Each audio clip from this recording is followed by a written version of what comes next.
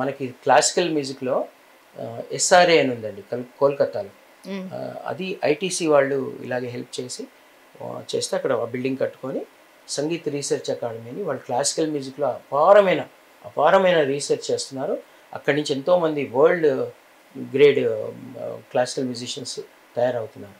అలాగే లైట్ మ్యూజిక్లో మన పల్లె పదాల మీద, మన జానపద సంగీతం మీద, మన బాలగీతాలు ఎంతో సంపద ఉందండి మనకి. ఎంతో మనకి అద్భుతమైన సాహిత్యం, అద్భుతమైన సంగీతం చేసి బయటకు తెలియని పాటలు ఎన్నో ఉన్నాయి. లలిత గీతాలు అంటారు, పల్లె పాటలు, మన అమ్మమ్మ నాన్నమ్మ పాడే బాలగీతాలు అంటే రైమ్స్ అంటారు తెలుగులో, తెలుగు రైమ్స్. తర్వాత వేమన పద్యాలు, వేమన శతకం, తులసి, మన ఇంకేంటి భర్తృహరి సుభాషితాలు, తర్వాత సుమతి శతకం. వీటిల్లోని ఈ పద్యాలన్నింటినీ చక్కగా అందరికీ అర్థమయ్యే రీతిలో రికార్డ్ చేసి నేర్పించి, ఇవన్నీ లలిత గీతాలు, పల్లె పదాలు, జానపదాలు అన్నీ కూడా భద్రపరిచి ఒక రీసెర్చ్ సెంటర్గా, అంటే లైట్ మ్యూజిక్ రీసెర్చ్ సెంటర్గా. లైట్ మ్యూజిక్ అంటే సినిమా పాటలు కూడా లైట్ మ్యూజిక్ అండి. లైట్ అంటే శాస్త్రీయ సంగీతంలోంచి కొంచెం సరళం చేసి పాడేది లైట్ మ్యూజిక్ అండి, లలిత గీతం అంటారు. ఇప్పుడు మనం వినే సినిమా పాట, సిరిమల్లె నీవే విరిజల్లు కావే వరదల్లె రావే వలపంటె నీవే ఎన్నెల్లు తేవే ఎదమీటి పోవే. ఇవన్నీ కూడా లలిత సంగీతం కిందకి వస్తాయి. అలాగే ఎదుట నిలిచింది చూడు జలతారు వెన్నెలేమో, ఇవన్నీ కూడా లలిత గీతాలు. ఒక రకంగా చెప్పాలంటే నేను సీరియస్గా సంగీతం అంటే ఇంకా బాగా నేర్చుకోవాలనేది, ఇలా పాడాలా అనేది పాడుతా తీయగా నేను నేర్పించింది. ఓకే. ఎందుకంటే బాలు గారు ఆఫ్ స్క్రీన్ కూడా మాకు చాలా నేర్పించేవారు. అక్కడ వచ్చే జడ్జెస్ కూడా చాలా సూచనలు ఇచ్చేవారు. తర్వాత పక్క సింగర్స్ అద్భుతంగా పాడేవాళ్ళు. అప్పుడున్న గొప్ప గాయకులంతా పాడారు అప్పుడు. సో ఒక ఇన్స్పిరేటివ్గా ఉండేది అది. అదొక మాకైతే ఇప్పటికి కూడా అనిపిస్తుంది, మాకు అది కాంపిటీషన్ కాదండి, ఇట్స్ ఎ ట్రైనింగ్ సెంటర్. ప్రతి సింగర్కి ఒక ట్రైనింగ్ సెంటర్ అది. ఎన్ని పాడానంటే కొన్ని వందలు వేలు పాడానండి. డివోషనల్ సాంగ్స్, లలిత గీతాలు చాలా రికార్డింగ్స్ పాడాను. తర్వాత టీటీడీ కూడా నన్ను వన్ ఆఫ్ ది మ్యూజిక్ డైరెక్టర్స్గా సెలెక్ట్ చేశారు, తిరుమల తిరుపతి దేవస్థానం వాళ్ళు. మనకు అన్నమయ్య కృతులు 32,000లో మనకి 14,000 కృతులు, అందులో 12,000 అన్నమయ్య వారివి, పెద్ద తిరుమలాచార్యులు వారివి, చిన్న తిరుమలాచార్యుల వారివి 2,000. అందులో 2,000 కంటే తక్కువే కంపోజ్ చేసి ఉండేవి ఇంతకుముందు మహానుభావులు కంపోజ్ చేసినవి. ఈ మిగతా పాటలు కూడా కంపోజ్ చేస్తున్నారు ఇప్పుడు టీటీడీ. అట్లా కొంతమంది వాళ్ళు సెలెక్ట్ చేశారు. మా స్వామి ఆశీస్సులతో నేను సెలెక్ట్ అయ్యాను. ఇప్పటివరకు నేను 270 కొత్త సంకీర్తనలు కంపోజ్ చేశాను టీటీడీ కోసం. ఇలా నాకు ఒక స్టూడియో ఉంది. నేను ఎక్కువ డివోషనల్ సాంగ్స్ ఎక్కువ కంపోజ్ చేస్తాను. I'm a composer, but not సినిమాల. 2 సినిమాలు చేశాను. ప్రేమలేఖ రాశ అని సినిమా చేశాను. అందులో పాటలు చక్కగా అందరూ మెచ్చుకున్నారు. ఓ ప్రేమ చెప్పవే నువ్వైనా, ఈ మౌనం శాపమే అయినా,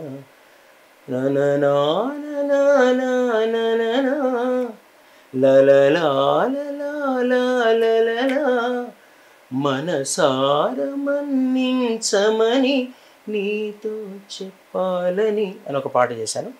వెంకటేశ వెంకటేశ నాకొక గర్ల్ ఫ్రెండ్ కావాలి అనే ఒక పాట చేశాను. చాలా డిఫరెంట్ సాంగ్స్ కదా, డిఫరెంట్ సాంగ్స్ చేశాను. కానీ ఎక్కువ సినిమాలు చేయలేదండి. నేను ఎక్కువ ప్రైవేట్ లలిత గీతాలు, భక్తి గీతాలు ఎక్కువ. ఇంకా ఇంచుమించు అన్ని క్షేత్రాల్లో నేను వాళ్ళకి కావాల్సిన పాటలు చేశానండి. ఈవెన్ చినిజేరు స్వామి వారి చాంటింగ్ ఒకటి ఉంటుంది, జయ శ్రీమన్నారాయణ జయ శ్రీమన్నారాయణ జయ శ్రీమన్నారాయణ జయ శ్రీమన్నారాయణ జయ శ్రీమన్నారాయణ జయ శ్రీమన్నారాయణ జయ శ్రీమన్నారాయణ జయ శ్రీమన్నారాయణ. ఆ చాంటింగ్ కంపోజ్ చేసి పాడే భాగ్యం నాకు స్వామివారు ఇచ్చారు. వరల్డ్ అంతా కూడా అదే అందరు పాడుకుంటారు. ఇలా నేను చేసిన భక్తి గీతాలు ఇవన్నీ కూడా ప్రజాదరణ పొందాయండి. అందరూ మెచ్చుకున్నారు, ఆశీర్వదించారు, పాడుకుంటున్నారు చాలా మంది. బాలు గారికి మీరు బాగా చేరువయ్యారు. అవునండి. పాడుతా ఒక కంటెస్టెంట్ గా మాత్రమే కాకుండా ఆయనతో అంత సాన్నిహిత్యం ఎలా వచ్చింది, ఆ ర్యాప్ ఎలా కుదిరింది? బాలు గారి కుటుంబం అంటే ఆయన కుటుంబం సావిత్రమ్మ గారు, పల్లవి గారు, చరణ్ గారు, వాళ్ళ సిస్టర్స్ శైలజమ్మ గారు సిస్టర్ వాళ్ళే కాదండి, జగమంత కుటుంబం, సంగీత కుటుంబం బాలుగారి కుటుంబం. బాలుగారికి జగమంత సంగీత కుటుంబం. ఆయన అసలు ప్రతి మ్యూజిషియన్ కూడా అంత క్లోజ్ అయ్యండి. ఒక ఆయన కొంతమంది అంశాలు ఉంటాయండి. ఇప్పుడు మనం వింటుంటాం కదా, మనకు కృష్ణుడు బృందావనంలో రేపల్లెలో అందరూ నావాడే అనుకుంటారు కృష్ణుడు. మా సంగీతంలో బాలుగారిని అందరూ అలాగే అనుకుంటారు, నావాడు. బాలు మా అన్నయ్య, మా తండ్రి, మా తమ్ముడు, మా కొడుకు, ఇలా పెద్దవాళ్ళంతా అంటే ప్రతి మ్యూజిషియన్ కూడా నా బాలుగారు. ఆయన అంతే అంతే, ఇంకంతకంటే ఏం చెప్పలేను. ఆయన యాటిట్యూడ్ ఎలా ఉంటుంది, ఆయన ప్రేమ ఎలా ఉంటుంది. మ్యూజిషియన్స్ అంటే పిచ్చి, ఆయనకి ఇష్టం, చాలా ఇష్టం. He treats every musician as his own family member. వాళ్ళ కష్టాల్లో సుఖాలు నేనొక్కడే కాదండి, నేనొక్కడే క్లోజ్ అనుకుంటాను కదా, అలాగే నా పక్క మ్యూజిషియన్ కూడా అనుకుంటాను. అతను కూడా అంత క్లోజే, ప్రతి మ్యూజిషియన్ అంత క్లోజే. గాయకులు కావచ్చు, ఆర్కెస్ట్రా వాళ్ళు కావచ్చు, మన వాయిద్య కళాకారులు కావచ్చు, లిరిసిస్టులు కావచ్చు, సంగీత దర్శకులు కావచ్చు, రికార్డింగ్ ఇంజనీర్స్ కావచ్చు, ఆయనకు సంబంధించిన ఆ శాఖలో ఉండే ప్రతి వాళ్ళు, చిన్నవాళ్ళు పెద్దవాళ్ళు, ప్రతి వాళ్ళని కూడా హక్కున చేర్చుకునే గొప్ప మనసున్న మా బాలుగారు. అందుకే కాకపోతే నేను ఈ పని చేస్తున్నాను కాబట్టి ఇంకా నా మీద ప్రత్యేకమైన ఒక ప్రేమ ఆయన నుంచి మీకు ఎలాంటి ప్రశంస? ఎల్ఎంఏ నా మానస పుత్రిక అని చెప్పేవారు. ఎందుకంటే మా ఎల్ఎంఏ ఆయన ఆశీస్సులు తీసుకొని పెట్టాను.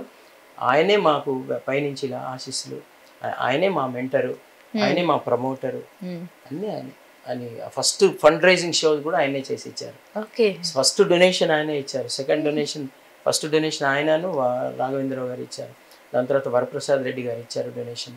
తానా సంస్థ వాళ్ళు కొన్ని ప్రోగ్రామ్స్ అమెరికాలో చేయించి అక్కడ కొన్ని డొనేషన్స్ ఇచ్చారు. ఇప్పుడు వరల్డ్ అంతా ఉండే నా స్టూడెంట్స్ అందరూ కూడా ఇప్పుడు మేము ఒక కొత్త భవనం కట్టుకోవడానికి ఫండ్స్ రేజ్ చేస్తున్నారు.